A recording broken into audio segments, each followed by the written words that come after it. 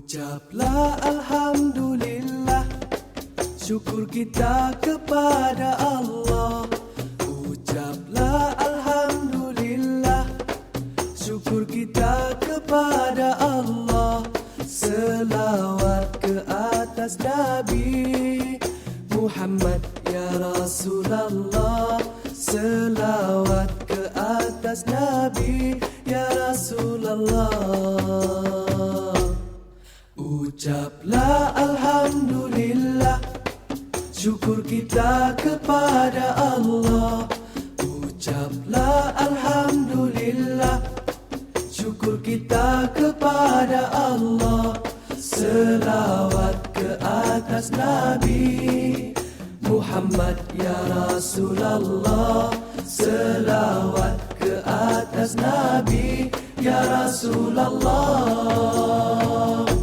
Tanda syukur itulah taat setiap tempat, setiap waktu.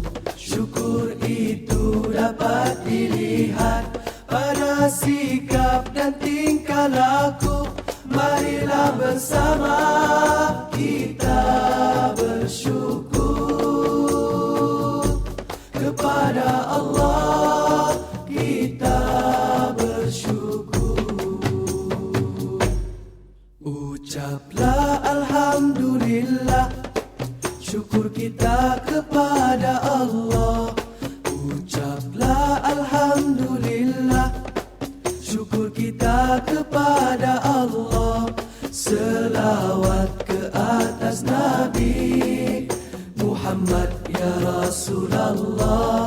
Selawat ke atas Nabi ya Rasulullah.